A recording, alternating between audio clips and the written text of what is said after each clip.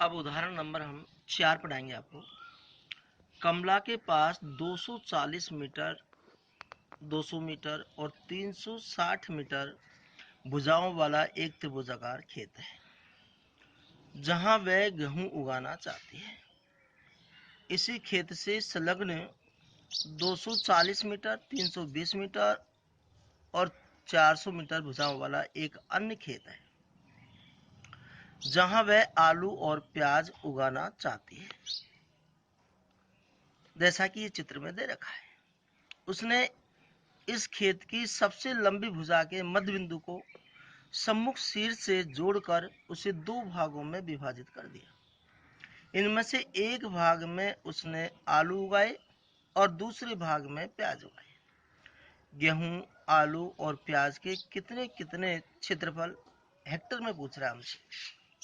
एक हेक्टर में 10,000 वर्ग मीटर होते हैं। देखिएगा, ये चित्र है। तो कमला के पास एक खेत है जिसमें 240 मीटर, तो हमने ये भुजा 240 मीटर के लिए, और है 200 मीटर, ये 200 मीटर की भुजा है, और है 360 मीटर। अब कह रहा है इस खेत के पास ही एक त्रिभुजाकार खेत है जिसकी भुजा एक तो 240 इधर की, तो 240 तो यही है, एक 320 है और एक 400 मीटर है। अब इसको 2 भागों में बांट रहा है, तो सबसे बड़ी भुजा ये है 240, 320, 400 में सबसे बड़ी भुजा 400 है। तो इसके मध्य बिंदु से 2 भागों में बांट दिया गया इस त्रिभुज को। हमने यहाँ ई लिख दिया, और एक में वह आलू बो रही है, दूसरे में प्याज बो रही है, और इसमें गेहूं बो रही है। तो तीनों का क्षेत्रफल हमसे पूछ रहा है अलग अलग। पहले हम त्रिभुज एबीसी का क्षेत्रफल निकालेंगे। देखिएगा, त्रिभुज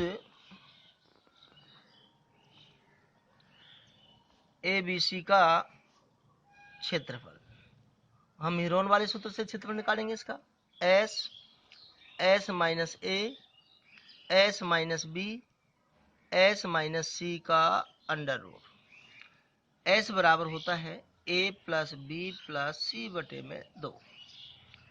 देखिएगा, यहाँ ए का मतलब पहली भुजा है, तो पहली भुजा हम 360 मान लेते हैं, दूसरी 200, तीसरी 240, तो इसको यहाँ ले रहे हैं। किसी भी क्रम में हम इसको ले सकते हैं, 360, 200 और 240 बटे में 2। हम इनको जोड़ेंगे, 300 और 200 500 और 600 और 200 800 हो गया बटे 2। 800 में हम 2 का भाग देंगे, 400 मीटर आ गया। अब देखिएगा, त्रिभुज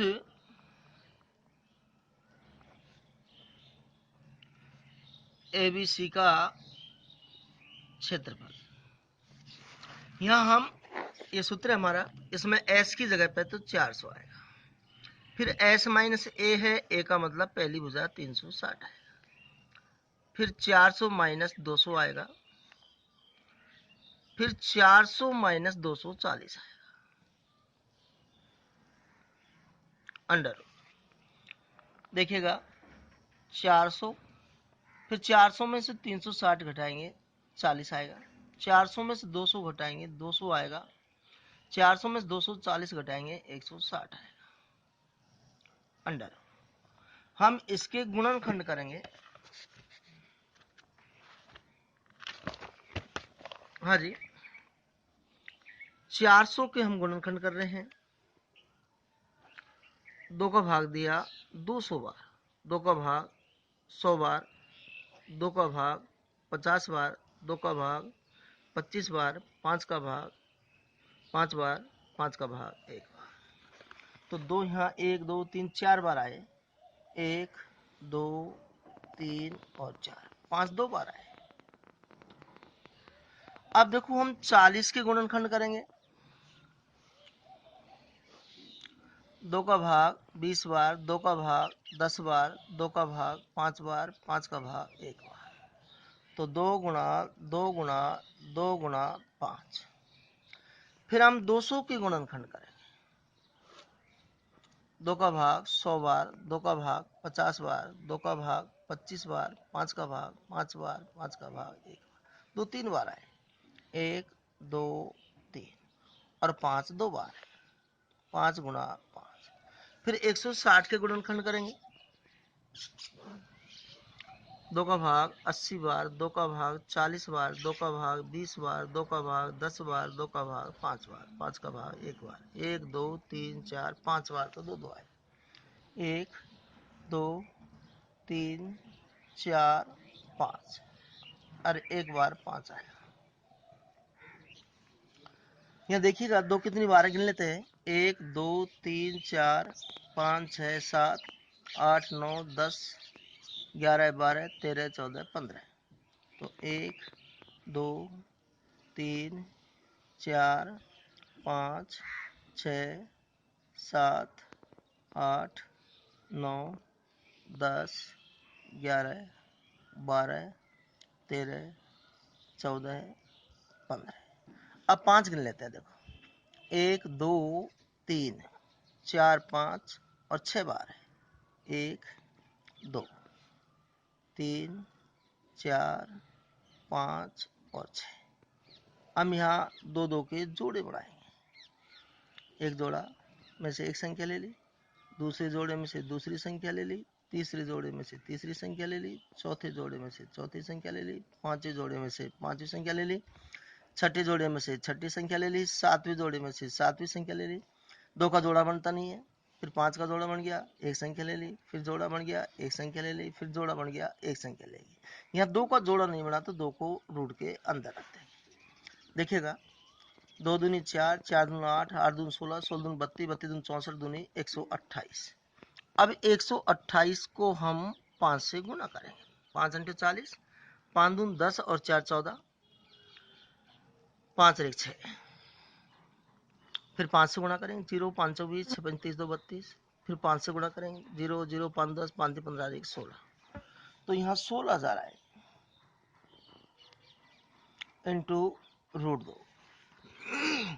अब देखिएगा 16,000 गुणा √2 का मान होता है 1.414। 3 स्थान तक ये होता है। अब 3 जीरो के तो 3 जीरो, 3 जीरो सॉरी, फिर 16 चौको 64।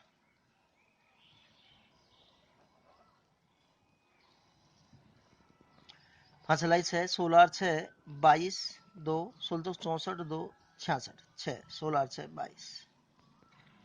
3 के बाद में पॉइंट, 2 2 6 2 4, ये वर्ग मीटर आया। अब इसको हेक्टेयर में बदलेंगे, 10,000 का भाग देंगे हेक्टेयर में बदलने पर।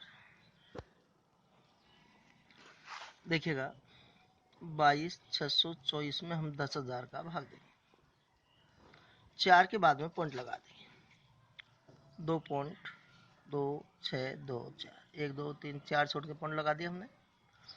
हेक्टेयर, ये हमारा एक आंसर आया।